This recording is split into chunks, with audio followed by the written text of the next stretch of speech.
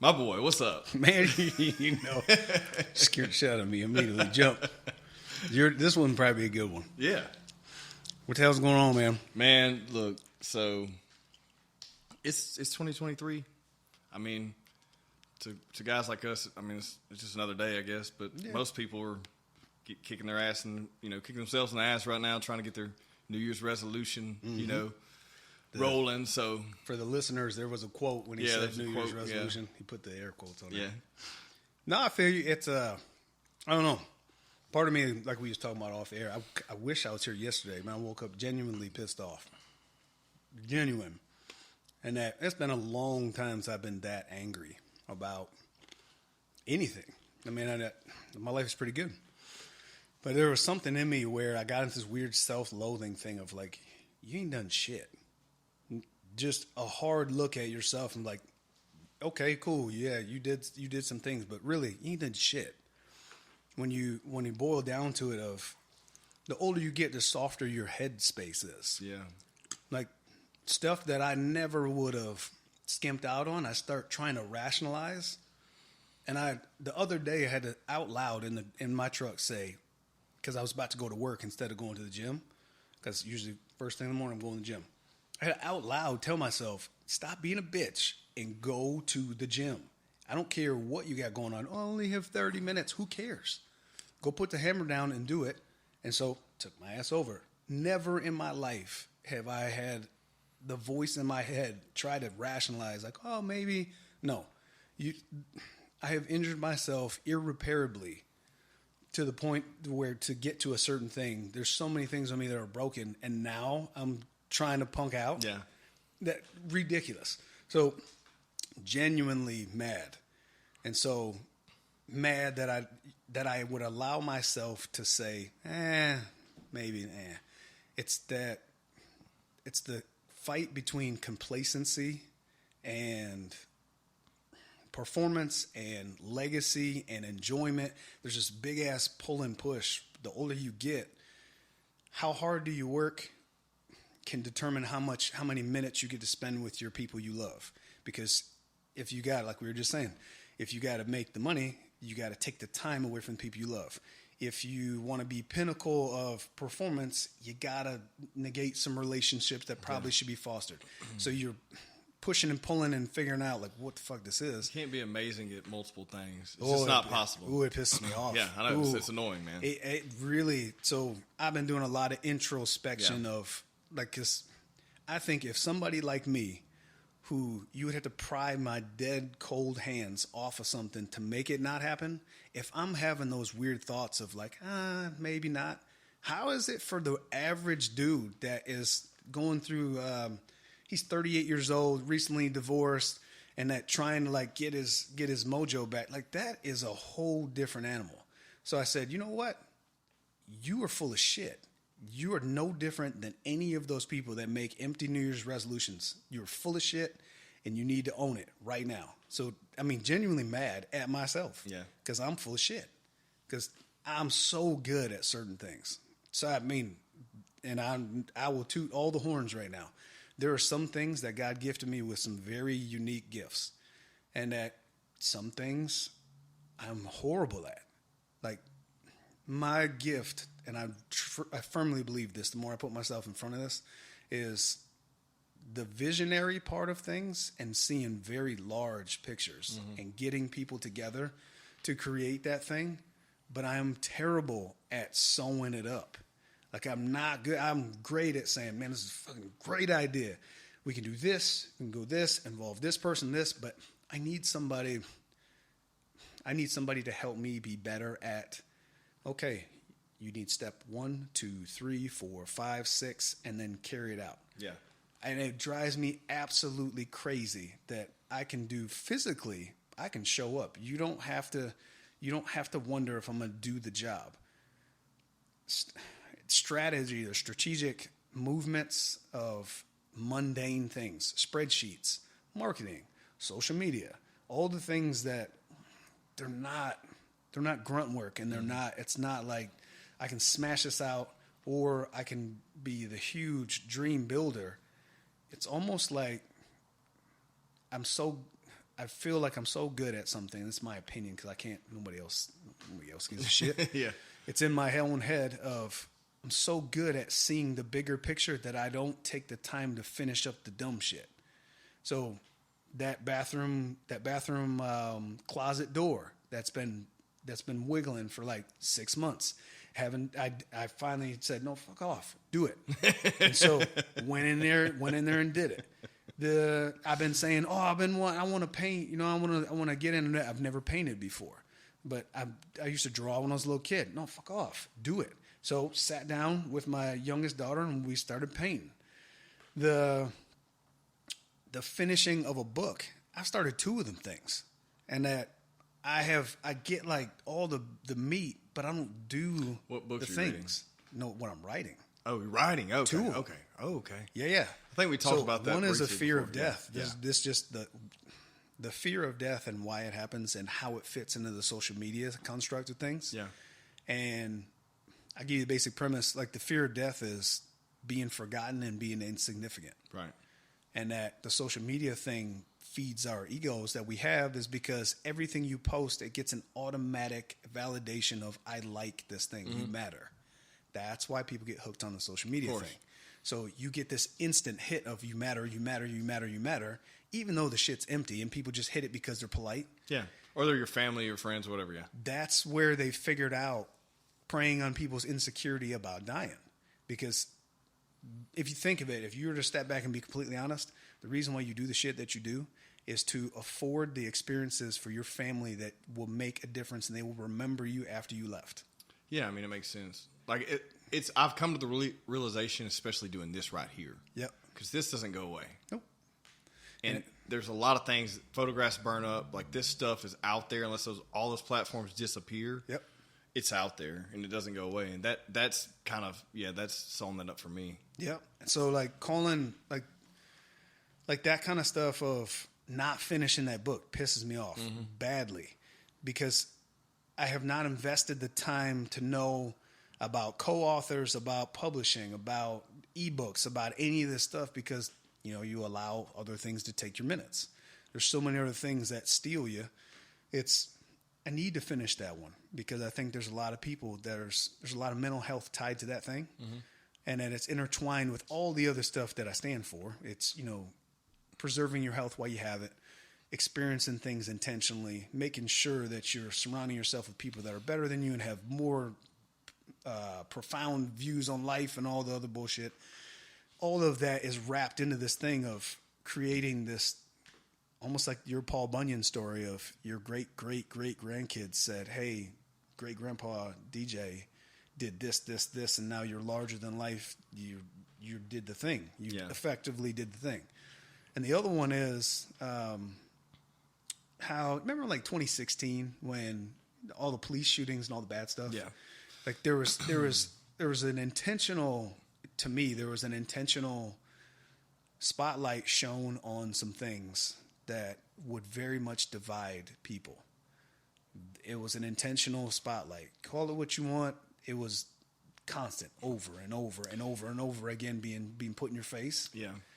And that it was left versus right, white versus black. That whole thing, and it was very divisive when it just coincidentally happened to be an election time. Just that's kind of how that stuff works. But it got me thinking since 2016, once again, got my feelings real irritated about how that is painted and how people would die over that. And that being that I'm multiracial, my mother is white, my father is dark black, he's passed. But the people like me have the answers because you love the people. We briefly talked about this last time, I think. Yeah, dude. So you love each one, and you also dislike each one for different reasons, and that you never really fit. You don't really gel. Well, you know what's funny? I don't mean to cut you off. No, you did. What's funny about that is if you take two people, if you take a white, hard right white, and a hard left black. That sounds so crazy. I know, but it's honest. Yeah. If you take those two people and put them in a room together for 30 days, all that shit goes away. They figure out that you figure out how to live together, and there's no separatism, right? But like it's just fucking ingrained in our society to segregate each other from each other. Tribal weird stuff. Yeah, I mean, it's like they figure it out. Like you work it out. Whatever you don't like about the other, who gives a shit? At this point, we're surviving. You know, together. We're but it's something that's unfortunate, and I feel like from the dawn of time, we've always wanted to conquer another civilization. So I don't think it's ever going to be worked out. But I mean, I think that even though we're still in a bad place, I think we're in a better place than we were 100 years ago. Yes. You know what I mean? Yes. And so I think that with something like that, like a resource where it could help 3 demographics of people. So I got, I think, 60-ish people that I touch base with that either they have multiracial kids, they are in a relationship, or just from the outside looking in, they have no affiliation, but what do you think about this?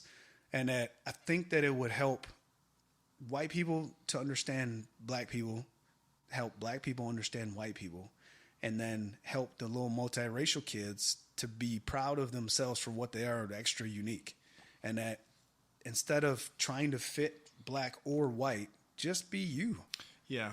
I think there's a big piece missing. I've always looked at this because I have a lot of multiracial friends, right? Yeah. And I hang out with multiple different cultures.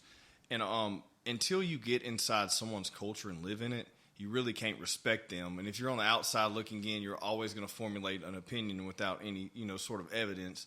And that's what's interesting, because there's things about the black culture, inside the black culture, that like us white people are never going to understand until we live inside of that. You know what I mean? It's just one of those things. Like, and it's vice versa. It's the same. It goes, from Hispanic to Asian to, And that's the greatest. Yeah. Is that when you, like, if somebody were to just spell it out, the ugly stuff, just spell it out. Look, there is some raw emotion surrounding X, Y, and Z on either side, and not faulting anybody for feeling that way, and just say, hey, I'm just laying this out there. Well,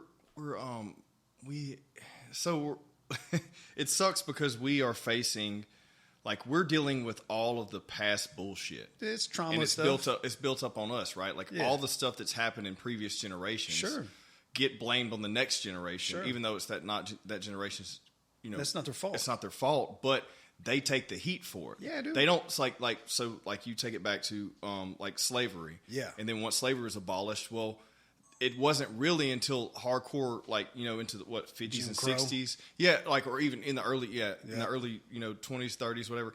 Like, that's, the heat starts really unfolding on the next generation, and then the next generation. It takes a few generations for it to kind of to clear out, but there's still a lingering, cloud there. I was the first generation of, like, there was a big push of multiracial kids right in the 80s. I was like the first from where I'm from. I'm one of the first ones. Like, you don't see that. It doesn't. So my mom and dad, they seen some weird stuff. So it's cool to speak to the different age groups of, like, people, like grandparents, and then speak to parents, and then speak to kids, and then speak to husbands and wives. It's such a fascinating thing. You were from where'd you grow up at? Michigan. So how did it feel? And what was it like to walk in somewhere and have multiracial parents? And then, how does that feel? My mom was legit. Like, she will go down in history as one of the coolest ladies ever for doing this, because the little kids, like in preschool, they don't understand. Kids just say, well, why are you black but she's white? Like, they could not fathom it. Right. And so she came in and gave a little demonstration to all these little preschoolers. And she said, hey, do you guys like milk, right? They said, yeah. So, little kids are 3, 4 years old. He said, you like chocolate, right? I said, yeah. So you guys like chocolate milk? I said, so if you put this one with this one, you make this. And all the kids went, oh. Ever since then, never had a problem. Yeah. I mean, so legit. But you never had a problem, like, growing up at all? Like, oh, man, I used to fight all the time. That's what I'm saying. So what was that like? What was the intro to that? How did that come about? So, like, was it coming from both sides? Yeah, because, look, you never hood enough to be with the black dude. Right. You never, like, you will never be Carlton enough to be with the preppy kids. Yeah. And so there are some people that will push and pull and peck at you. So you're going to meet two types. You're going to meet the Carlton with the sweater around, or you're going to meet the one that is extra volatile because they'll fire on you because you're not about to punk me ever. Yeah. And that you're going to get one or the other because you're the token no matter what. And that it's different for females and males. It's crazy because females, because they're usually pretty good looking ladies. They got the nice hair, and so they're always labeled, man, she's a hoe. You know, you can't be like, you're expected to be over here, but you may have a friend over here. It never was a comfortable thing, and it's crazy to me that every demographic that I spoke to said the exact same answers when I asked them questions. They answered it the exact same way. And so that tells me that there's a need for people to have this out front and center of they don't feel like they fit anywhere, and that the answers are usually in the middle that are overlooked. So it's the coolest thing is usually the answers on both sides are right there because you see what's what. Yeah. So I think that when that one, like I can close the chapter on that thing, I think that would be one of the bigger notches on my bucket list of life. How far do you think you have left? Dude, if I get out of my own complacency, I could have that hopefully by summer. Nice.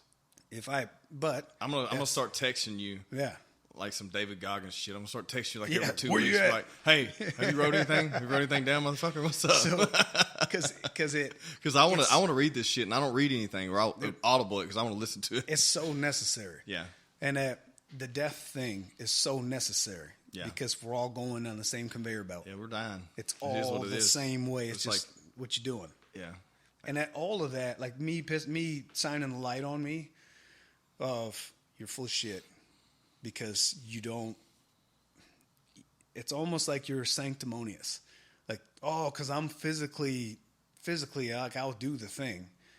That those people are mentally weak because they won't do these things. Man, you're standing on your own soapbox. So call myself out. No, you can't be a sanctimonious asshole, and that you are exactly the same as them in a different way.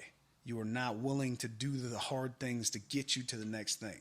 So mine is detail-oriented things, I need to build more relationships with people that are awesome at those things and have shared ownership in it instead of me trying to be the thing. So who cares if I cut loose 10% of it? I don't care. 10% of what? I ain't made nothing. Yeah, exactly. Yeah. So, you know what I mean? If maybe for all the people that are listening and looking, if there are people that are awesome at dictating like vocals, if there are people that are either co-authors or can help with collaborating on either ebooks or physical copy of books, I don't care. It's one of those deals that I'll say it right now because I don't know who's going to listen is I need people that are the same. They're yoked the same as I am in the physical side of things in those detail-oriented services. They're masters at their craft in their certain area. Yeah. It's funny how, like, that's what we're saying. You can't be amazing at everything, right? I try to be well-rounded, like decent at multiple things, but if you're amazing at one thing, then it takes away from everything else, right? Like, you can't be the best quarterback in the world and then be a great dad.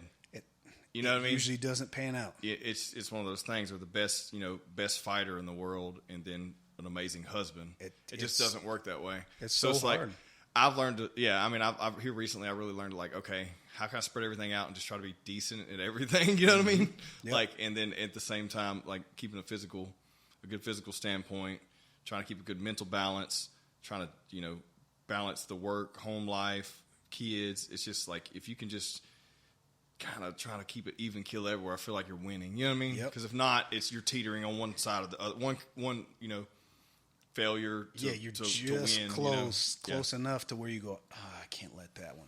So that's where I think that every time I come in here, that's why every time I come in here, I'm always on a different wave. Yeah.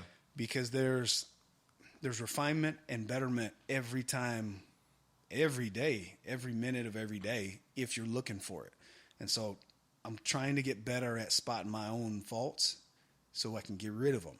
Or at least not have those same faults. I'm going to have another one. There's probably 40 million faults I have, which I'll never get to the end of it, but I bet you live a damn good life if you get to most of them. Yeah. Do you feel yourself having to always work on something, whether it's yourself or another piece of something? Man, I don't ever.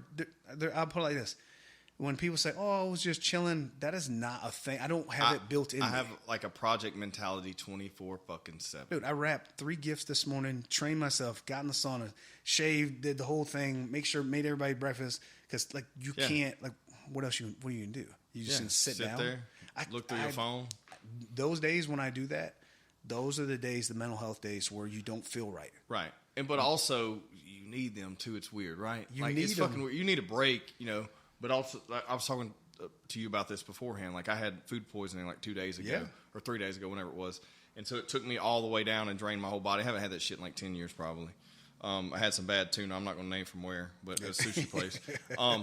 And it drained me completely and debilitated me. And then, so a day later, I was starting to feel some type of way. Like okay, I'm starting to feel half-assed decent. I'm still not 100%.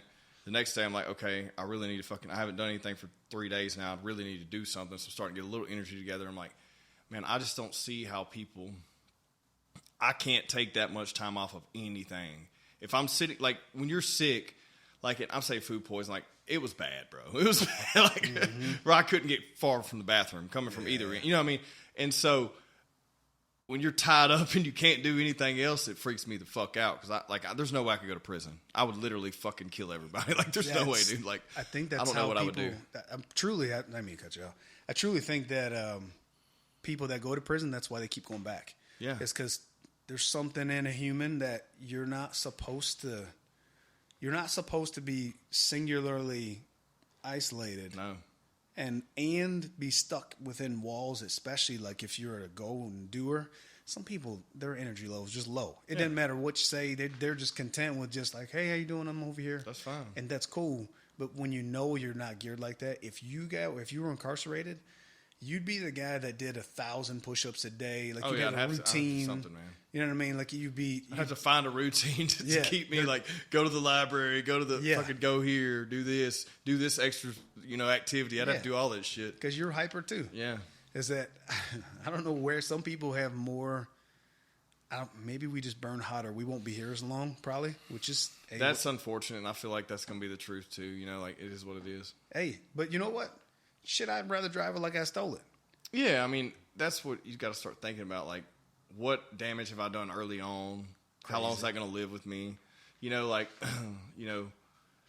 What's my, everything looks fine now, but could it turn a page in 10 years? You know, drastic, and it could. But at the same time, look, man, I'd rather go out with a bang than go out sitting on a fucking couch with getting diabetes. You know what I mean? That's partly why that little voice is getting louder, because I'm in so much pain.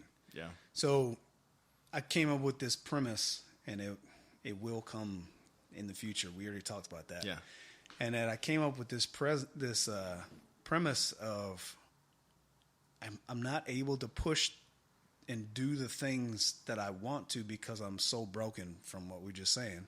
Just broken. My knee, that repaired leg, that knee it's real. Yeah. Like my hands, my elbows, like it hurts bad. Dude, my elbows pop constantly.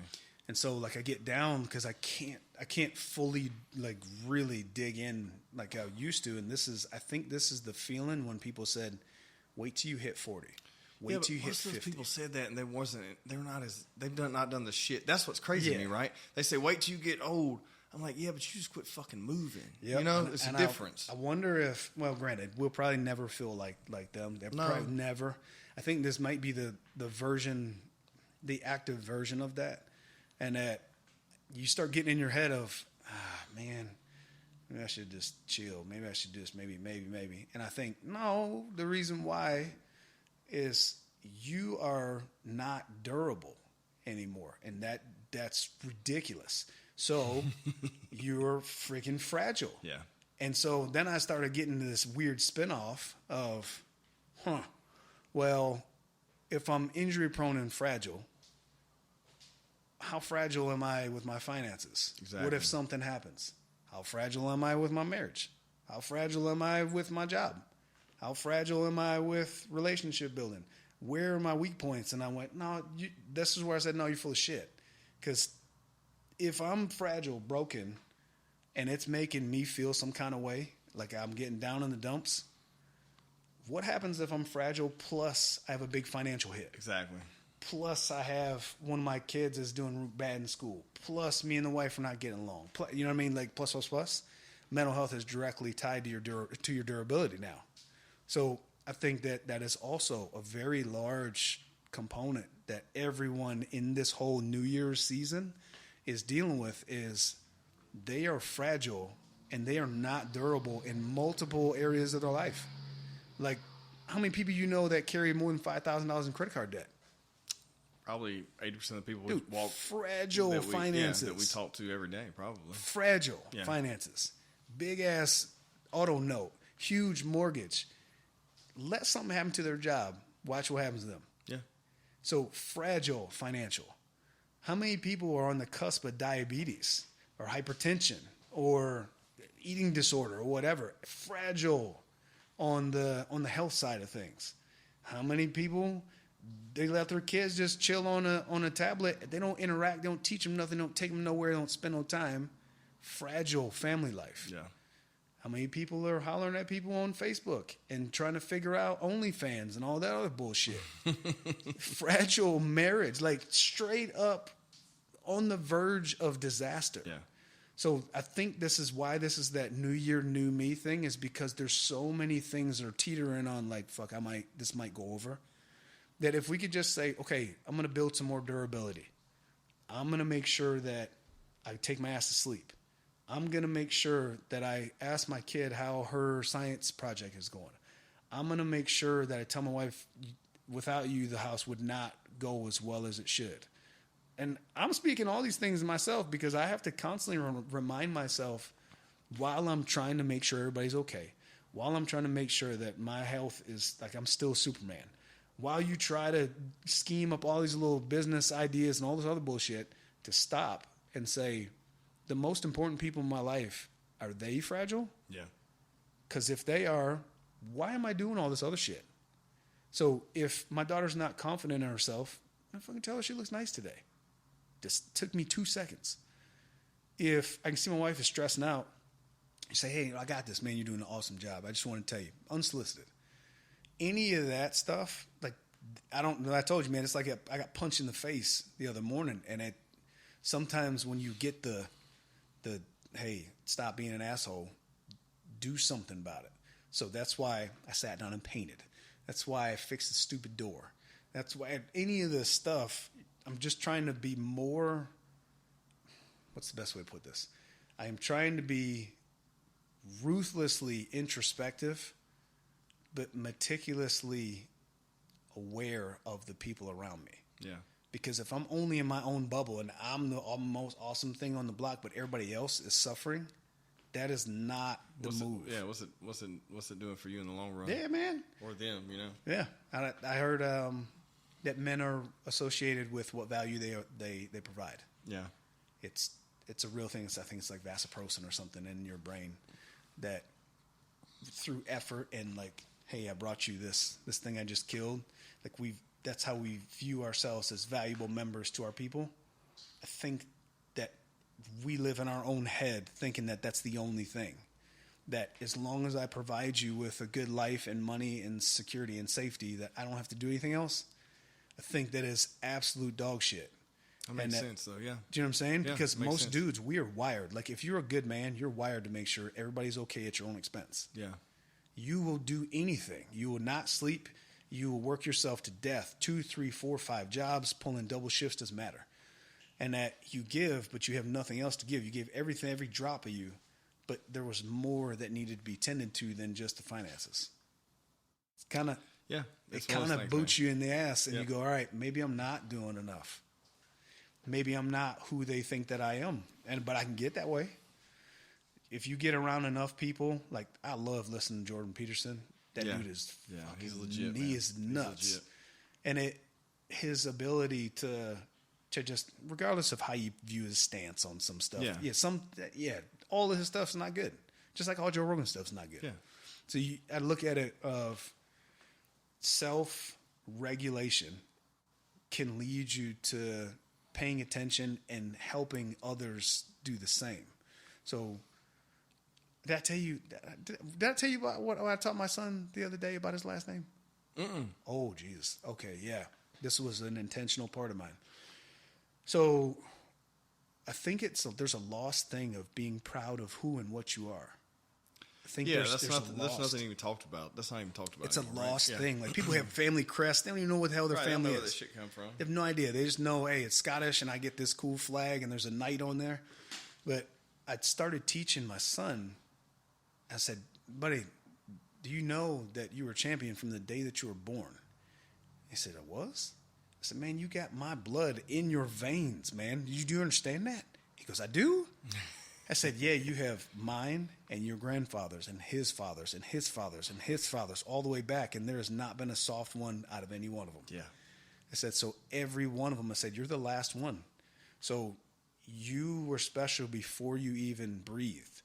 And so trying to get him from day one to understand I lead in this world with a handshake in my name. That's it. It's all you got. And that you're known. So if people associate him with me, they should have a good feeling about that little guy. Just like people associated me with my father. They had a good feeling about me. So passing that thing down and then letting the ladies know, you guys, I don't think that you guys understand that you're the best version of this name. Because you can give life. Like we can't do this. And that you are the most special. Yes, he carries it, but he can't do what you do. Yeah. And that you are far more nice, far more detailed, you are far more valuable than we are. So trying to have them understand like the importance of who you are and what you are and where you come from. It has nothing to do with, color or sex or orientation or any of that. It has to do with like your parents, every generation of kid is better than the previous usually. If the parent did the hard stuff up front. The ones that are not better than the previous version is because the parents coddled them and gave them everything they wish they had. Yeah. You know what I'm saying? Yeah, I think there's a breaking point, I feel like always, right? There's multi-generations that keep getting better, and then at some point they fizzle out and fall because that coddle stuff happens. Yep. So, yeah. And I'm trying to break the cycle of perfection. Mm-hmm. Breaking the cycle right now. So I lived my whole life under pressure. Like I carried everybody in my back. In the very first episode, I think we that's why I did everything, is to help everybody. I break that right now. I said, look, I want you to do what you love. I will support everything that you love. Here's your job as a kid. You always do good at school. You ever bring me home a C, and that's your ass. Not if we do not play. And that you are respectful. That means to your mother. That means because they were never going to punk me. Yeah. They treat her different. Yeah. You will be respectful to your mother and any adult of authority. And you will do something extracurricular. I don't care, from here forever. I don't care if it's art. I don't care if it's singing. I don't care if it's sports. Don't care. But do something that you love, and you don't have to be the best at it, but you better damn well give the best effort towards it. So, like my son, he said, because he sees me train all the time. He goes, well, I'd be stronger than you. I said, hell yeah, you will, because you're stronger than me already. At 5, I couldn't do that. Yeah. And he goes, yeah, but you keep training, so I can't catch you. So in his head, he's already trying to catch. And I said, look, you're going to be better than me just because you started and you have a better example. And he said, well, am I going to be better at wrestling and fighting? And I want to do it because you did. I said, look, I don't care if you do any of it. And I don't care if you win. I don't even care if you win. You know what I care? If you make that other one quit. Yeah. That's what I care. If you gave everything you had and that little person just didn't want anything, you made him cry, but you still lost, who cares? Don't care about it. Same thing with the girls. They're excellent gymnasts. Excellent. And they feel stressed because them people, they're practicing 12 hours a week. Oh, bro, that's some intense shit. Dude, Those it's kids, nuts. man. That's crazy. At 7 years old, 5 to 12, going out by yourself in front of a couple, 400 people and performing a routine, and then there's judges judging you. Mm-hmm. I couldn't have done that.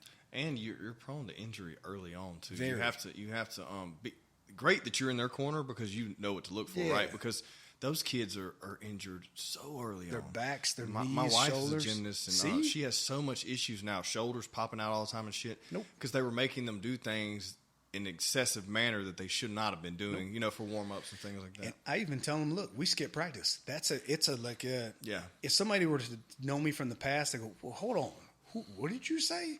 Because I would never miss practice. I don't give a shit if I got the flu or not. I'm going. Right, yeah. But I told them, because I'm thinking, this is a marathon.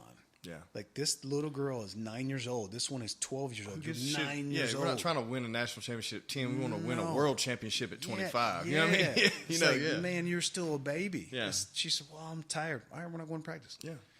Oh, where's Olivia? Nope, she wasn't feeling right. Oh, where's Elsa? Nope, she had a friend come spend the night. Don't care.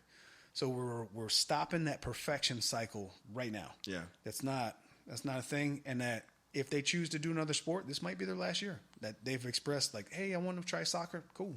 If my son ever said that, hey, I'm not having fun at wrestling, don't want to do it, great. What do you want to do? You want to play basketball? What do you want to do? Where's he wrestling at? Over at Northwest Warriors. Okay, cool. The little right at Airline. Yeah. I like the one up where's Caddo, but it's like 40-minute drive. Yeah. I mean, with wrestling here, there's not a lot of options. Now their program is good. Don't get it twisted. That's But I'm not driving 40 minutes every day to practice.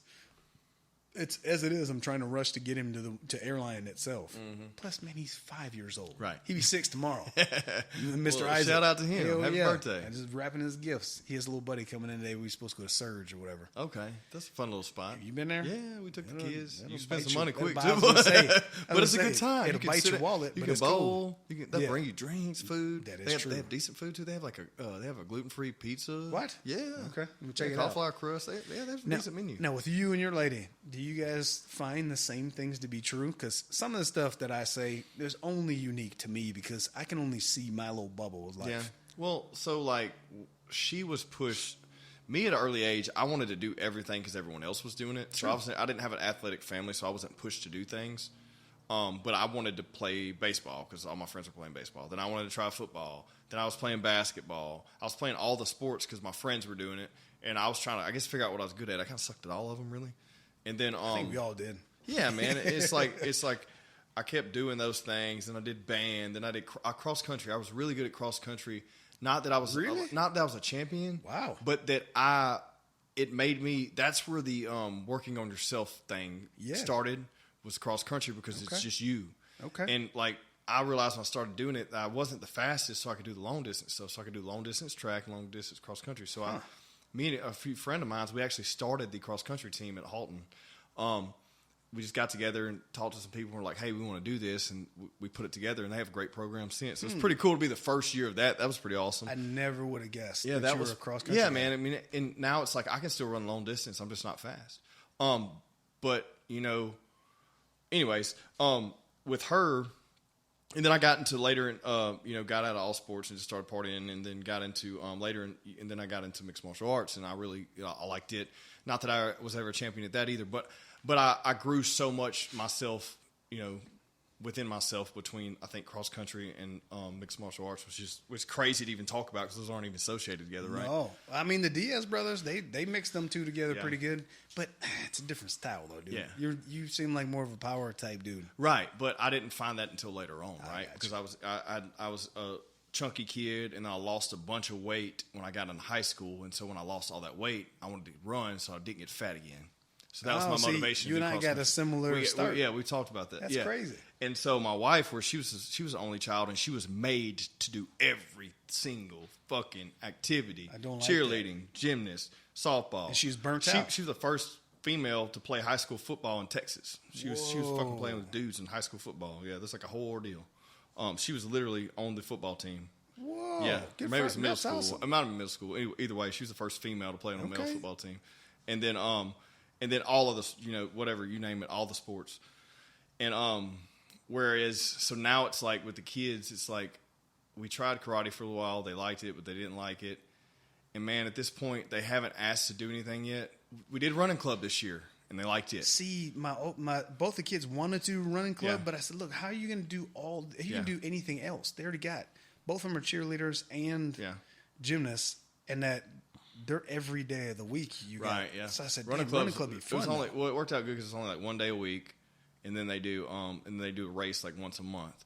And they had a good. It's fun because like, dude, it's like 200 kids in a race. That's cool. And when your kid comes in like the top 50, you're like, shit, out of 200 kids, man, that's awesome. And these are all ages of kids, you know. So that was cool. So they're doing that, and then who knows what they're going to do next year. But my thing is like, you're going to do something. But here's the thing: they don't have no TVs in rooms. We watch TV as a family, probably 1 or 2 hours a week. Yep. As a family, maybe a little more than that on the off season, like the off school season, or whatever. Mm-hmm. They play outside all the time with their friends. Mm-hmm.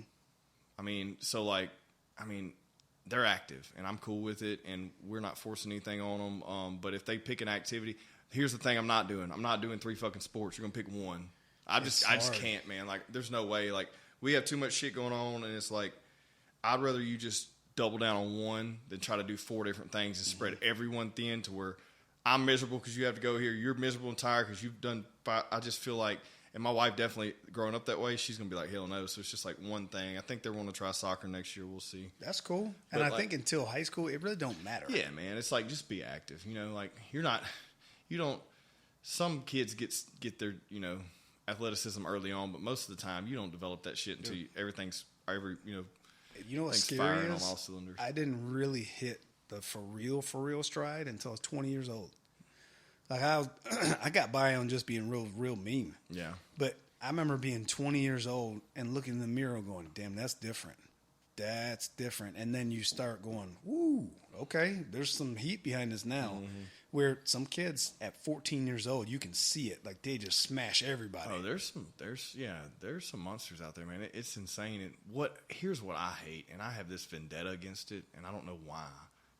Tell me what you think about this. It's already funny. These fucking dudes that make these kids play all this goddamn baseball. They baseball themselves out, and then the fucking kid, by the time they're 16, elbow surgeries, fucks up their elbow and their shoulders, and they can't pitch anymore. Like, what the fuck is wrong with you guys? Like, you cannot. Like, that's why sports have seasons. It's I think it's Louisiana, Texas centric. It's bad in the South. They feel like if your kid's not in this feeder program, they're not going to get onto this high school team. Yeah. But I have a weird thought of that. If I can't get on the team, I'm not good enough. Yeah, no shit. And that I damn sure will outwork anybody that played travel ball. Don't care. Yeah. I'm getting on the team. I'm probably going to get you. So I told my wife, I said, look, because they're on travel and gymnastics, which that shit is real. I told her, I said, look, if they ever want to step away, she said, well, what if they don't get back to the level? So what? If they have to get by on their athleticism and work ethic, because the kids that don't have those resources, they're still on the team. They just work harder. Yeah. So it's not like the coach is going to exclude everybody. Oh, if you don't play travel ball, don't try out. Well, it's funny, like with the baseball thing. So I grew up playing baseball, and that's why I absolutely hate it. I think now, like, I played from probably the ages of like 6, maybe 7 to like 16. I did the same. But I was playing. I was never really great, but I was always playing it because my friends were playing it. And then I took a year or 2 off, and then I saw my friends trying out for the high school team. I was like, fuck. I'm going to try out for the high school teams because I wanted to play with my friends who I've been playing with, for these past years. Not because I had any desire.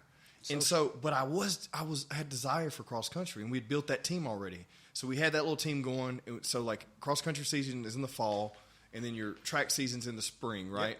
And so in the spring we'd have the long distance stuff, and then in between you have baseball. You have baseball around all that too. So I tried out for baseball, and I didn't make it. And I was like, okay. That's fine. But it was a hard pill to swallow then because my friends were playing and I didn't get to play with them. And I was like, that made me feel like I wasn't as good as them. And I wasn't. But I was better or just as good as them at the cross country.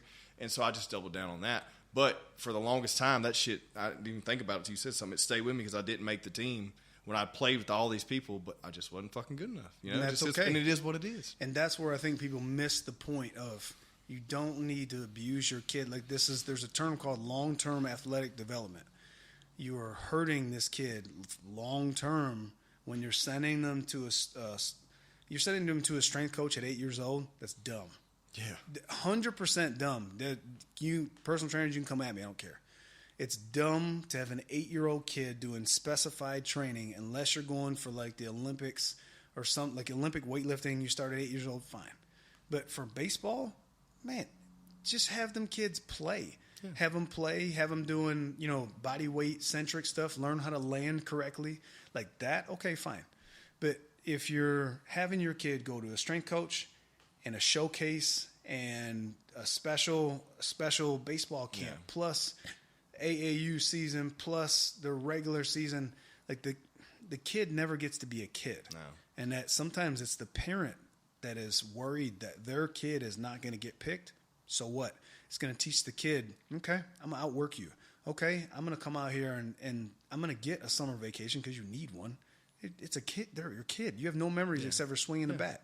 Yeah. And then what happens when they're 16? They can't play anymore. What happens then? Exactly. In deep, dark hole of depression. Well, and the money these people spend on this shit. College tuition.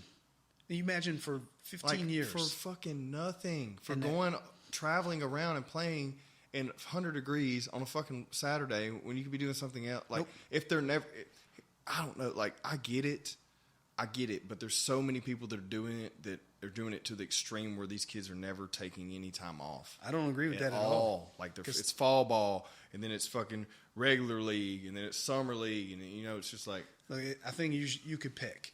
Say, look, if you want to play fall ball, we're not doing anything all winter long until we get to spring. I mean, nothing. Yeah. You don't throw a ball. You don't even think about baseball. Go do something else. If you want to try another sport, if you're dead set on wanting to do another sport, go wrestle, go box, do Jiu Jitsu, do something that's unrelated to baseball because it's training other parts of the kid's body and it's not all one-sided throwing a bat swinging a bat and throwing a ball, where that's overuse injuries over time. So if you're right-handed, your left oblique is going to be extra crunchy, and that you're going to stand bladed, and you're going to have back problems later because you've developed one side of power, and then you got your throwing hand, you got one side. You don't throw with the other hand. You got a glove in the hand. So let that kid do something else that's going to even out the system, I would say. Yeah. No, swim, shit, do something. No, I agree. I think it's... Or do nothing. Yeah. Be a kid, man. Yeah. Go build a fort. I mean to go on a tangent about that shit. No, it's cool. For some reason, it always bothers me, man. No, but that always you know what? Bothers me. And I know people getting their feelings about it, and there's no shame in you showing that you love your kid by supporting them. Yeah, no, of course. It's just sometimes take a step back and say, how much money did I just put out, and what juice am I getting from this squeeze? Yeah. Do we need to do every showcase? Are college scouts looking at them when they're 11? Probably not. So not unless he's a freak athlete, of nature, which is highly, highly unlikely. You know what I mean? You want to peak them when it's time to get the college offers anyways. You want to be peaking at 16, 17, 18 years old. Yeah. Not peaking at 12 and then injured by 16. No. And that's where, it happens all the time. I see it all the time. That's maturity, though. So being like your wife, she was like, just all the goodness just rang out of her. And then she goes, I don't want that for them. So same thing now. I'm older and less durable than I don't want that for them. So do I want them to have the hard lessons of you're going to work your ass off? Yep. And that's probably even better that they don't go to the specialty stuff. Let them be raw, and that the coaches can teach them the stuff that they need once they get into the free high school season. Yeah, exactly. It's free. It's free. Shit. Look, you could easily drop 10 grand. Easy. Yeah.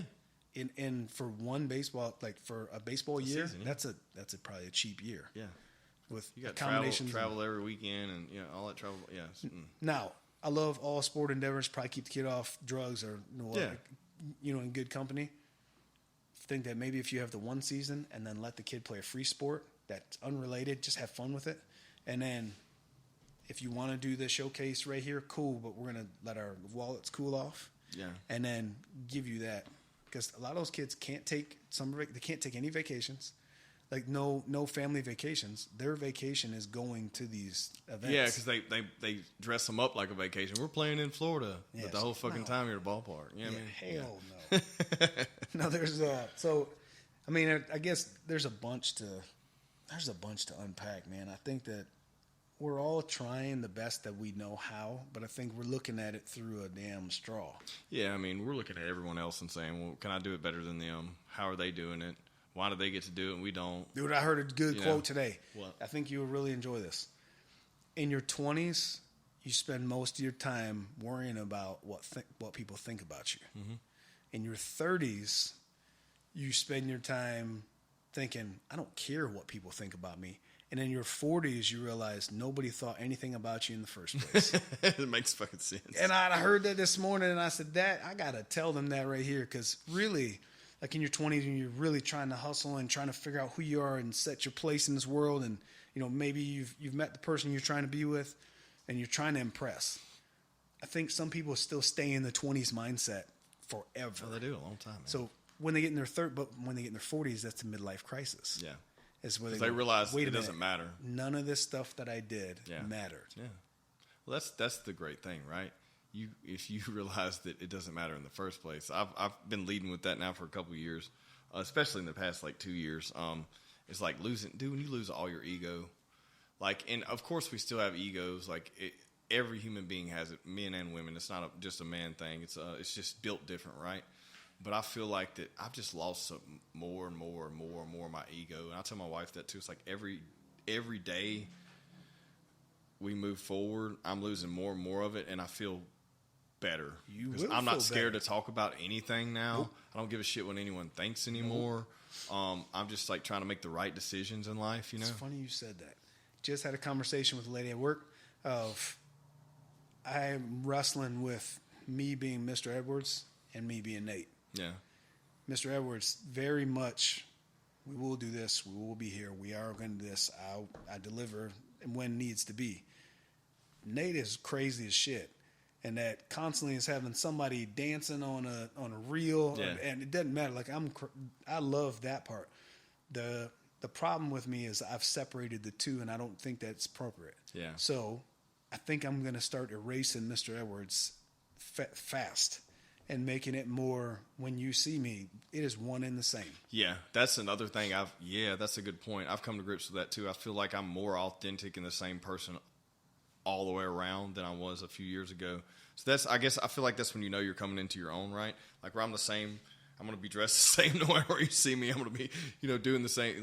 That's something that I feel like people need to grab a hold to, right? Because how old are you? 33. Okay, you're not there yet. So there is, I think that looking at it now, I literally am at the halfway point of probably, I have 50% left. Where you at? 40? 40. 40? Oh, yeah, man. 50, you're, man. 80. If you live to 80, well, if you're you're pushing old. it as an athlete, I mean, 80 pretty is old. old. And, well, not that you're not going to live longer than that, but that's when shit's going to stop working. Yeah. You know what I mean? Because that's pretty old. Yeah. I think that I'm at the stage right now where I think that there shouldn't be a midlife crisis. It should be a midlife awareness. And that you're aware that you don't have all the time you think. You've already spent half of that. So now get rid of the stuff that doesn't work or that's causing you problems and say, all right, cool. I know that I suck at this, and this, or I've always wanted to try this. Do it now. Yeah. So when you're 33, you said, I always wanted to learn how to freaking create some software. Yeah. Learn it now. So I'm trying to get into some of that. And it has nothing to do with first. It just so happened that yesterday I woke up real irritated. Yeah.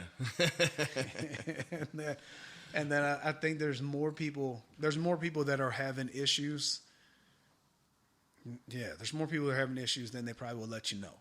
And that everybody that you think has it together, they are extra troubled.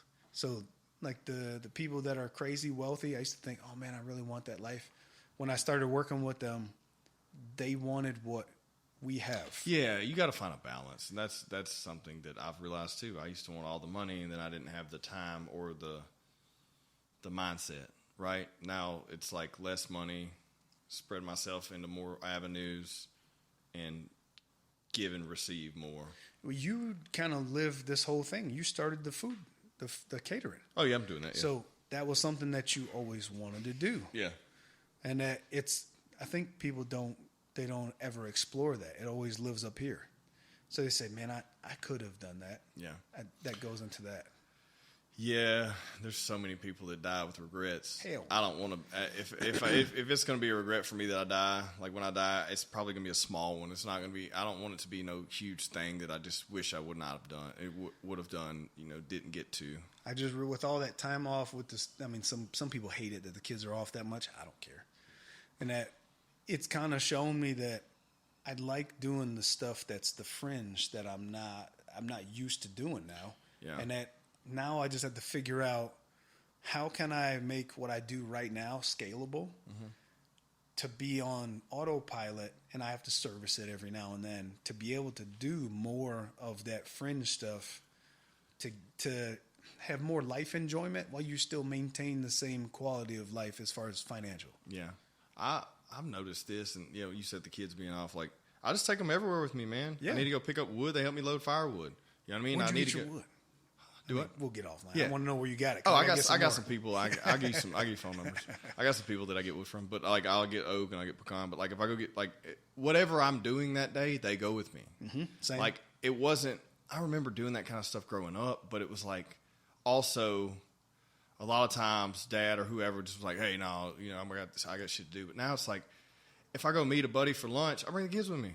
That ain't gonna hurt nothing. No, like I want them to experience life. Like I never go anywhere and do anything when I was a kid. Like, I didn't. I was kind of stuck at home. Stayed in your place. Stayed in my little zone, or, it was with my friends, or parents were working, so it was the grandparents. Like, so if something's going on, I'll take them. Like we go to the movies, we go eat, we go, here, we go there. If I got to go do something, shopping, I take them, I take them with me everywhere. This is the only one I wouldn't bring them to because they would want to get on camera. Oh no, I wouldn't bring this. No, I don't bring this. This This the only at least mine would. Mine would be like, hey, let me show you this dance. But like, I'm just saying, like like most people don't, they kind of try to separate that. But yeah, no, definitely not here. But yeah, man. Anyways, where you at on diet right now? What are you doing? Well, it goes back and forth. I just had a weird occurrence the other day. Like I'm pretty good with everything that I do. I mean, it's extra protein heavy. Like I make sure that I'm good. I had some shrimp and eggs before I came here, and that. But I don't like. I love Christmas cookies, but I don't eat them. So I said, no, hell with this. I'm eating some cookies because I want some cookies, and they were amazing. So I made them sugar cookies with my kids. I probably ate 6, 7 of them. With little Christmas trees on them and shit. Oh man, it was good. And I probably ate 6 or 7, and then. Lately, I'm thinking like, God, man, there's something wrong. Like I just feel like there's a bunch of water on me beforehand. I just feeling weird. No shit. I eat them 6 cookies. The next morning, I was 6-packed out. I said, what is this? Yeah.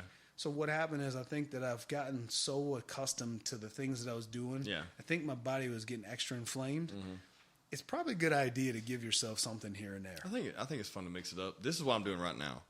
I'm doing and I had Dr. Tom Siskron on a couple weeks ago, and we talked about this, but I was kind of fluctuating my carbs. I was like, I'm training a lot. Maybe I need to pick the carb intake up. But I just came back to, and this, even since he and I talked, I was trying to get around 100 carbs a day. I really come back to, dude, I'm probably only getting 50 now. Like, I've come back to, I like carnivore.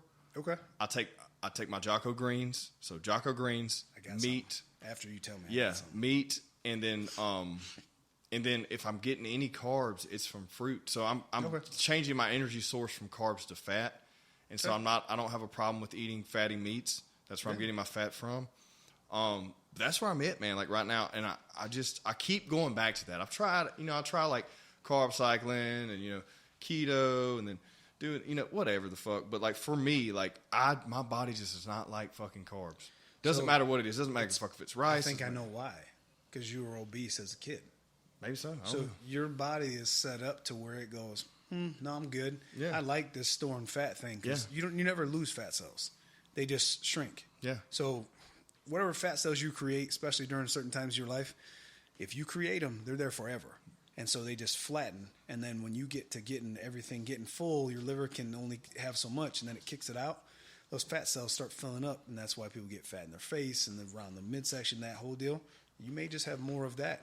Your body just might just say, definitely have carbs, what's up?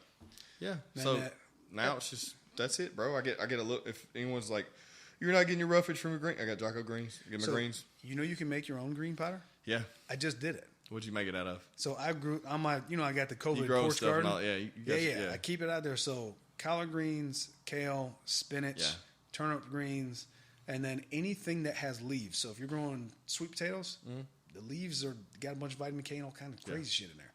So you take all those leaves, because I had to chop them up real quick. The frost was going to kill them anyways, make them slime.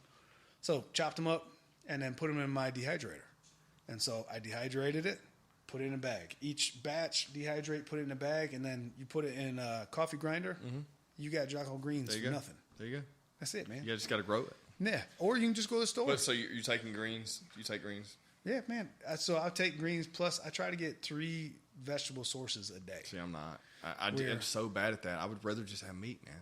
Yeah. Now, granted, a salad to me is no big deal. That's like eating air. Yeah, I don't fuck with a salad.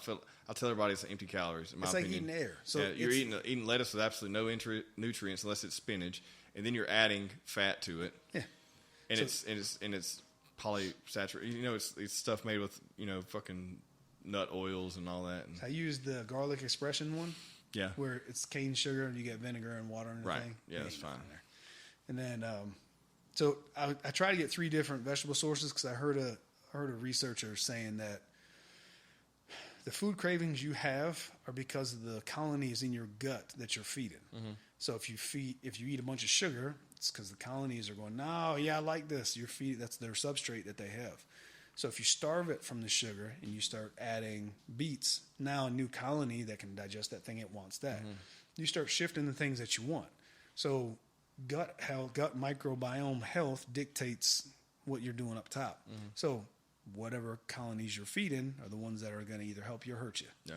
So I try to give it like fermented stuff, kombucha, hippie tea, or kimchi, or sauerkraut, or any of that stuff. Cabbages, so anything like cruciferous vegetables, can't speak, that make you kind of gassy, but if you have Beano, you'll be all right. And then something really bright red or dark purple, blue, like that type, because each one is going to have a different profile. Yeah, like your eggplant or your tomato. Yep. So now, do I love eating it? I'd much rather have a pork steak. Yeah. Much rather have that. So what I'll do is take like the Asian approach, where you have all these vegetables and you use that meat to flavor those vegetables, and then add whatever kind of carb source that you want, whether it's fruit or rice or bread or whatever. That way, I try to advise people that protein and vegetables should be your base no matter what.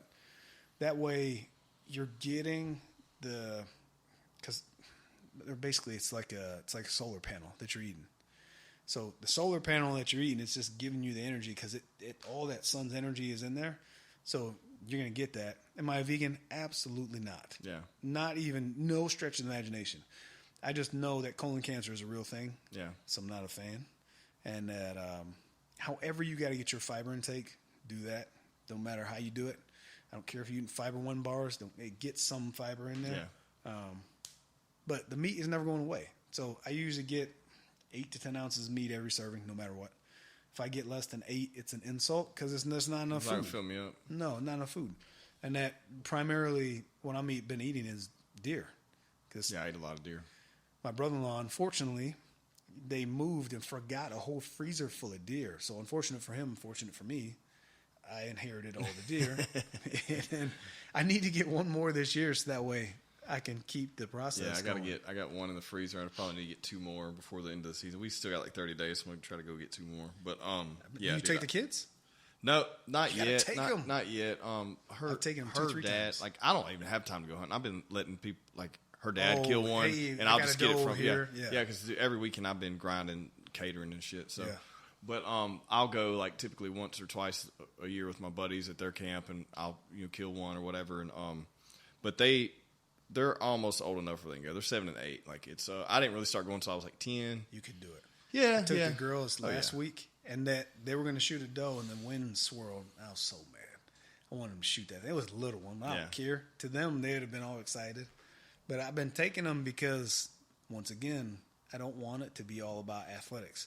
And that's captive time. They cannot get out of the stand. Like we're in there together.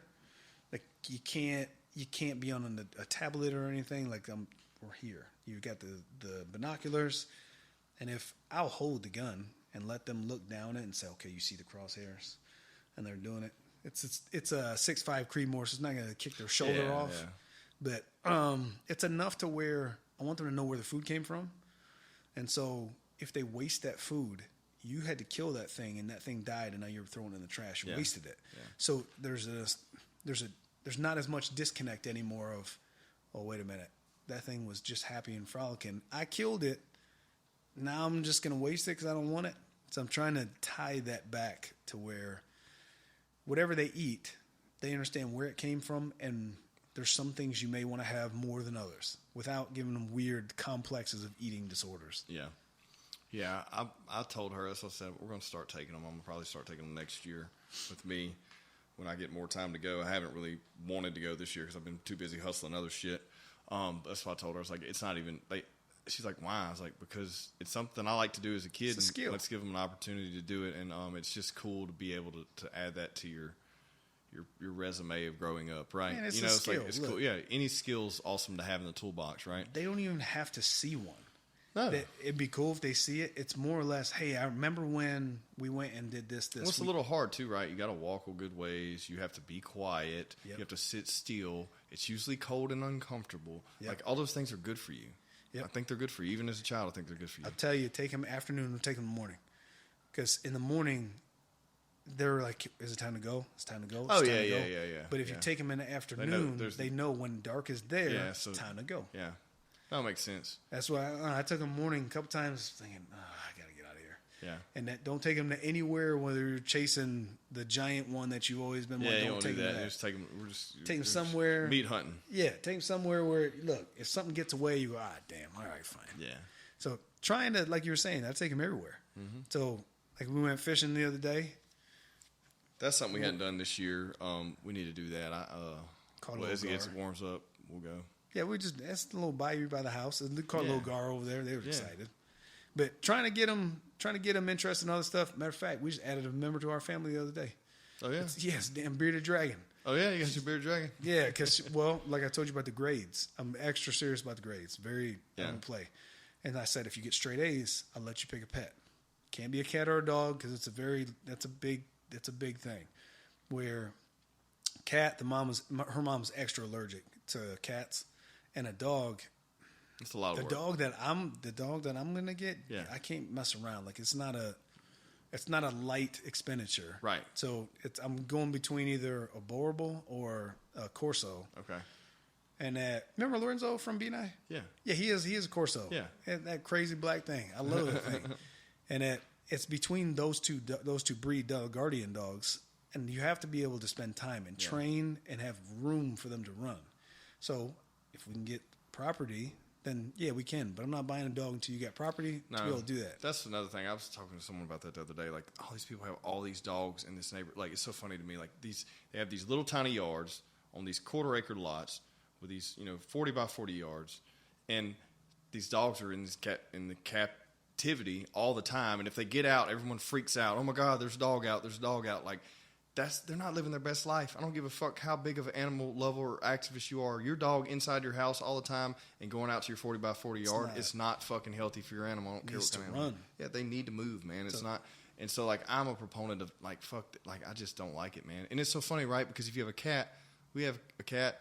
He gets out and roams the whole damn neighborhood. No one says anything. That's a baby lion. Yeah, he literally is way more dangerous than a dog ever would be. Tear your ass up. Yes. So predatory animal. Are you guys trying to get out from the development, or do you? Oh yeah, eventually we will. I mean that's how I grew up. I mean, I grew up I say that my grandparents. I never grew up. We grew up in a trailer park, but like being with the grandparents, whatever, out with land and stuff. Like one was on the lake, the other was had some land. So like. Yeah, one day that's definitely going to be something. I think if I can get 5 acres, I'll be straight. Yeah, that's all you need, man. For me, honestly, all I want, like, it would be nice to have somewhere to hunt, fish, have all my shit, build my own vehicles, which I'd never have a space to do that. I'm always having to kind of borrow people's stuff and all that. Like, have my own shop, my house, and then enough land where we could do all the activities there. We don't have to go anywhere. I don't have to pay for a lease. We don't have to do these things. You just described the whole layout. Yeah. So perfect. 5 acres. The back 3 acres, or maybe 4. Yeah, 4 acres. Let's give it 4 acres of trees, mature trees back there. You only have 1 acre that's managed. Yeah. So mowed and the whole deal. Right. There's That's a pond at the back edge of the woods, so right at the back, so you're not mosquitoes at your house. You got a pond at the back edge, so animals come up to drink. Coincidentally, there may or may not be a stand over there. Yeah. And then you got a house, pool, 40 by 60 workshop right to the side there. The driveway run right up to the thing. You could have a lift in there. There's an efficiency apartment that 1,000 square feet, where if you get somebody that has too much drink, or whatever, or whatever, they can stay in there. Or if your mom or whoever, I mean, you me. Literally described the thing. We are speaking the same language. It's exactly what I want. And I keep finding shit like that, and they're not the best shape. And I'm like, hey, look at this. She's like, no, we're not moving that shit. Because she knows I could fix it up though. Like, no, man, that's definitely what it's gonna be. Why do you think that is lately? Like more people like the city type guys are wanting more of that now. What do you think that is? I've always wanted that.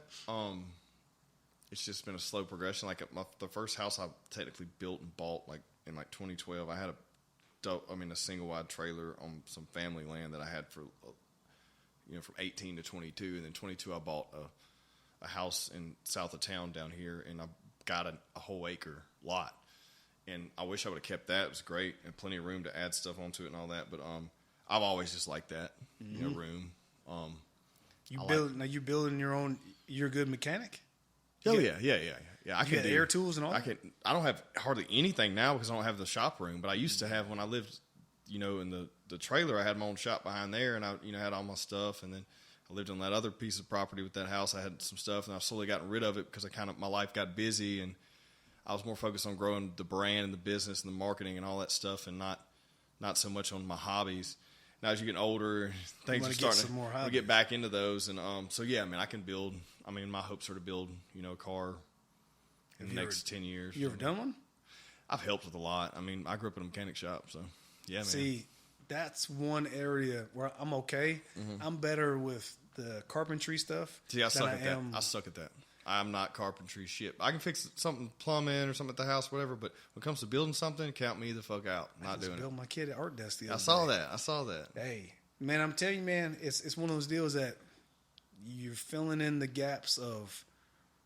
It royally pisses me off when somebody can do something I can't. I don't like it. Yeah. So I never grew up with like wood tools or anything. Nobody showed no carpentry stuff. Mm-hmm. You just slowly go, I think I could do that. You mess it up and you buy a little piece here or there. But I want to get like that with the automotive because I told my son that it's a different thing, man. Build something for like if my girls wanted to build a car, like they want their first car to be built, cool. It's once again it's a captive time that you're spending with them that they're gonna remember that. Whether or not they keep the car for however long, it doesn't matter. Yeah. You remember, hey, I helped you with the timing chain. Hey, I know how to set a cam. Hey, I pulled the transmission. That way, male, female, it doesn't matter. Like it's the memories with your people. Yeah, it's another skill set in the toolbox, man. Yeah, shit. If we can get to the shop, it might be over there. It's happening, bro. It's happening soon. But no, I definitely that's something I want to. I have multiple vehicles. I want to build a 70 Chevelle. I need to build a 1955 Chevy truck. There's multiple vehicles that I want to build, and I'm going to do them from the ground up. And they're in my head. The blueprint's there. Whenever I get to that point in my life when I have the extra money, time, and resources, then I'll do them. Can you weld? Man, enough. But I'm not. When it comes to for welding frame parts and stuff like that, I got a good welder. You know what I mean? Like I have a buddy that'll come over and do that for me. Yeah, like I'm not. Now if I'm just welding in some aluminum floor pans or something, I got that. But as far as we're doing frame welds and suspension welds, I'm not touching it. So I don't know none of that. All the things that's fabrication, man. That's I can mechanic. Can't fabricate. So all of the things, all of the necessary trades, I want to have at least knowledge. Yeah. So carpentry, I can definitely I can build this table. Yeah. Or a door or whatever. Electrical, I know a little bit. Enough to where I could run a line from my house to my shed. I won't because it's not to code, but I know how. Right. Plumbing, I don't know much about that. Need to learn about that. You have HVAC, definitely want to know about that. Yeah, that's a whole nother ballgame. And then automotive repair, need to know more about that. what's the other trade? I know drywall. I can do that. I can paint. I don't know nothing about roofing, but I need to know all those things because when you own a house, you need all those things. Yeah. Or otherwise, you have to call contractors. Well, not only that, but it's not. You don't want to be the person that's like DIY everything and fuck stuff. But the thing is knowing if they're fucking you over or not too. Yeah, that's what you want. Yeah, enough knowledge to be like, hold on, that's not right. No, but that's bullshit. I just went and priced paint the other day because I want to repaint the inside of my house. I quoted like $6,000, but I said, let me go price the paint. Yeah, it was $800 for material. Yeah. So I said, there ain't no way it's $5,200 for labor. The reason why people don't paint their house because they're freaking lazy. Yeah. I call myself out. Just freaking lazy. So it's one of the ones where I just have not allocated the time to do it. So before you had the extra money to call somebody, you just figured it out. Hey, man, I got some beer and pizza over here, man. You want to do a paint party? You get the trim. I got the big stuff. Yeah. I might have to get back to it.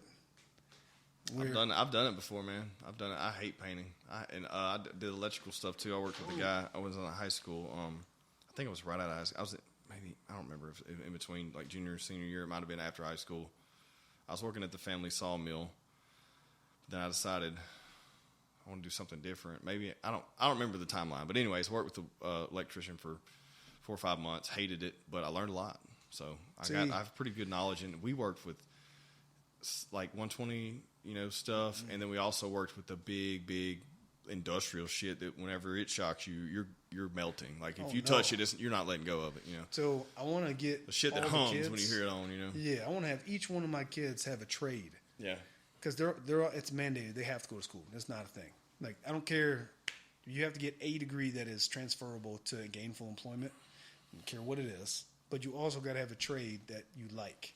So if it's fabrication, if it's pottery, if it's I don't give a shit.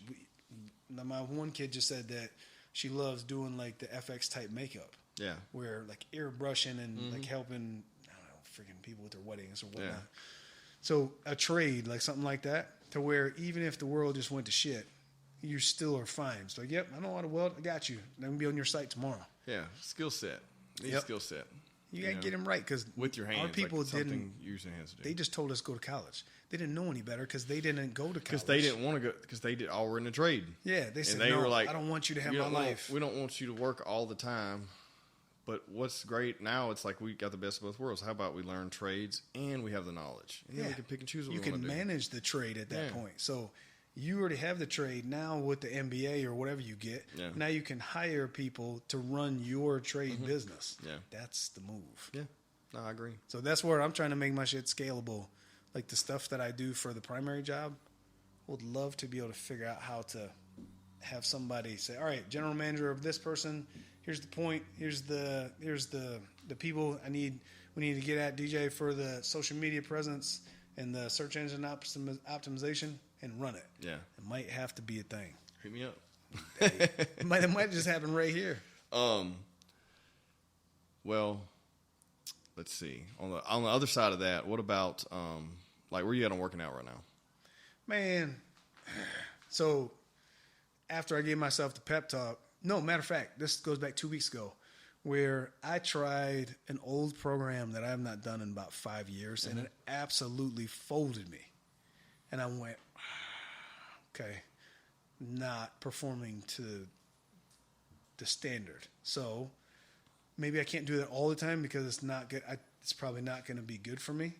But 2 days a week, it is exactly that. And when I'm talking about you second guess whether or not you're going to keep doing the reps. Yeah. It's one of them you're like, nah. But then the other days are be like yesterday. So yesterday morning when I had my pep talk and I drank my coffee while I was painting and because I said I was going to paint, then I went outside and I set the clock at first for 2-minute rounds of kickboxing. Yeah. I went, you are shortchanging it again. So I bumped it up to 5-minute rounds. Oof. And I said, okay, you're going to do a championship fight plus a tiebreaker just because you're being soft. So 5-minute rounds plus a 5-minute round tiebreaker where you have to touch the bag at all times. You cannot not touch the bag. I don't care if you're kicking, knee and elbow, and it doesn't matter. You have constant touch, bang, bang, bang, bang, bang, bang, volume. And then 5 minutes on, 1 minute off. And that after that, 15 minutes in the sauna, stretch, do your day. So 2 days are exceptionally hard strength training, and then 2 days are volume because my joints hurt so bad. And then I'll have 1 day at least of something like that because the durability part is why I don't roll, which makes me so furious. And I man, will when you be have back. when you have knee issues, man, it's like it's a ticking time bomb, right? It's like annoying. you can't feel like just glass. any wrong movement, like especially in a rest, like going for a takedown or transitioning, any wrong movement and you're done. Like what's the That's what got me feeling real irritated about not being durable part of it. And so I'll be back. I'll be back to drill this year. It's just now I have an adductor. I have an adductor injury now. Yeah. I thought it was a hernia. They just did ultrasound on me. Now I got an adductor. Something's wrong. Damn. So I got to go with PT. I got to call him tomorrow. It's always something, bro. Dude, it's never gonna be. Are you doing that? You were doing a Grand Canyon Road Challenge. You still doing it? Yeah. I got 145 miles in right now. Okay, so I don't know how far I got in. I think I told you I was in like 2 or 3 weeks, and I stopped. And here's why. I know I'm mad about it because I wanted to tell you. I didn't want to be bitch made. I'll say, hey, man, I'm not going to finish this road challenge because we decided. Other priorities. Well, we decided to pick up the I'm not working out, but we picked up the Mayhem program. So we're doing the Mayhem program now. Yeah. And so it's 3 hours a day of training. So like, and if I'm doing that 4 days a week, there's rowing in there. I did 200 calories today. So what would that equate to? A lot. It took me 24 minutes, a lot. Compounded with 100 burpees, 10 in between each set. I don't know how 20. Much, but I know it's a lot. Yeah, 10 rounds of 20 cals and then 10 rounds of 10 burpees in between those. About 4 miles today. Yeah, probably. Yeah, so like I'm still getting miles in, but I'm just not going to be able to do like I haven't been tracking because we've been doing a new program. I took 3 weeks off because my back was hurting bad. Because I think it's just so much. Oh, my lower back was hurting. I was like, "Fuck, man, damn." And then, so now, I'm over the halfway hump. I was gonna try to do it before the 40th because I'm almost 40. March 6th, be 40. Okay. But I don't want to put it on there because I know what's gonna happen. I'll do it, but I'm gonna be hurt. Yeah. Stupid. So I don't care when I get it done. I got 130 miles left. Well, when it warms up, why don't you come do a workout with us? Yeah. As long as, if I can get warmed up, man, I'm good. It's like we'll do like a Spartan style workout. Okay. Like we'll do some weights, and then we'll do like some Atlas stones, some tire flips, some obstacle stuff. Where is this at? It'll be at CrossFit where we work out. Oh, nice. Yeah, all that's behind there. They have a whole course. That's right. With bucket the big carry, wall and all bucket that. carry. What kind of bucket carry are you talking about? Cement. I like it. I like it. I'm thinking, all right, buckets out here. No, bro, cement. That's Throw cement over your shoulder. Full of 5-gallon bucket full of cement. I don't know what that weighs, like 100 pounds. That's a lot. Yeah. 3-mile tire run. Did that a couple times this year. Yeah, I seen you doing that. It sucked. That's when I honked at you and you was hateful with life. But no, man, you need to come do that with us. No, it's a lot more like not when it's cold and dingy and we're doing more like the games, the CrossFit games, the Open's coming up in 52 days, I believe, 51 days. So we're gearing up for that, and so we'll be doing just like we'll start our day with like a body weight AMRAP or something, a WOD, and then we'll go into like actual weightlifting, and then end it with another WOD probably. So you're training 3 times a day? No, right now I'm doing Monday 2 a days, Tuesday 2 a days, Wednesday once, and Thursday once. That's where I'm at right now. How is your joints? But it's different. Well, so like what I've been doing is like Mondays heavy lifting, and then Monday nights like a CrossFit WOD, and then Tuesday same thing heavy, and then Tuesday nights like a CrossFit WOD. So I've been splitting that up. Okay. My joints, I'm okay. I feel good. Glucosamine, I'm really feeling. I'm telling you, man, cutting these carbs back down again, I just have more energy and I'm less inflamed. So I don't know. Have you had blood work done pre and post? No, I need to. Yeah, do that. I'm running this program through March, and then I have blood work done then. Okay. And then see where I'm at, and then I'm going to shift up some stuff as far as hormones and diet. Yeah. For the next 3 months, I'm gonna look at both. Man, I'm interested in it. I want to see what you're doing. Who you talking to? Like, what are they trying to have you do? Like, so I've kind of been doing all this myself, and then I'll have who actually is a urologist who was here Nice. here a few weeks ago, Dr. Tom Siskron. I'll have him run a blood panel. He'll do a full metabolic blood panel. We'll look at everything. It's important. Yeah, and I already talked to him about it. So I said, we're in this cycle I say cycle, I'm not owning anything, but I'm in this program, I guess, into March. Then I want to run that full metabolic panel, and then we'll look at everything. It's very important. So I want to know where I'm at. I want to dial it in, and I want to stay that way. I want to keep track of it every quarter. Just check it. I get mine done every 3 months. What's the fucking hour every 3 months to check your health and see am I getting it? And your body can change. Like it's not you can't dial it in and just leave it alone. No, my blood sugar was looking real weird for a minute, and they were thinking, "Man, are you pre-diabetic?" So that's why I get it done so frequently. That's to see, okay, where are your inflammation markers? Where's your vitamin D, B12? Where is your estrogen? Where's your progesterone? Lord. Testosterone, estrogen numbers, iron levels, like it shows like, okay, where's your red blood cells? Do you have too much viscosity in there? What's going on? So it's better to know and then make good decisions, kind of shuffling things. Maybe you need to add more cardiovascular activity. Maybe you need to cut back a little bit of carbs. That's why I kind of ratcheted it back. My blood sugars were looking weird. Yeah. So it was like 6.5 or something. I mean, that was not good. To get them carbs out of there. And that, bring it down a little bit. And that he said, man, it really dropped. He said, your inflammation marker is through the roof because I've been training harder. Right. And he had said, okay, that makes sense. Your levels would be a little different. And I'd have to do another one February. Yeah, February I go do another one. So I go down to Shreveport. I mean, it takes 20 minutes. They draw your blood. It goes in this little kit thing, and it has ice packs in there. Send it off, and then they call you with your results. And you send me an email, and then they say, hey, we'd like to have a phone consultation for, I don't know, a week. Oh, you're doing one of those programs online? Yeah, from when I was in Charleston. Yeah. So I had first started talking to them then because I was feeling really, really bad. And I didn't know why, but my levels dropped down to like 100. Well, you talked about that because you're on TRT now, right? Yeah.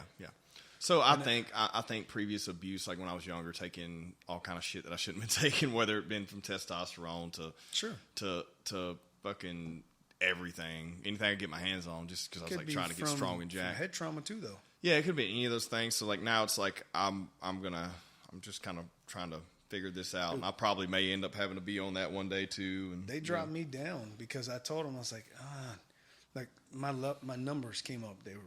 Those numbers are good, and I said I don't think that it should be this high. It's because I know enough to be dangerous. Well, you know where you feel healthy at, right? Yeah, like if you're waking up every morning like fuck, I'm ready to kill this day, it'd probably be a little high. Yeah. So I told him, I said, is it advisable? Can you cut it? Should we cut it in half? And he said, absolutely, it's advisable. Like this is all your own thing. He said you don't have to be at anything. It's where the minimum effective dose is the correct one. Why would you ride the lightning for what? You're just going to shorten the ride. It's dumb. Yeah, man. So like right now, I would be considered like the level of a 30-year-old. So it's like 700. Yeah.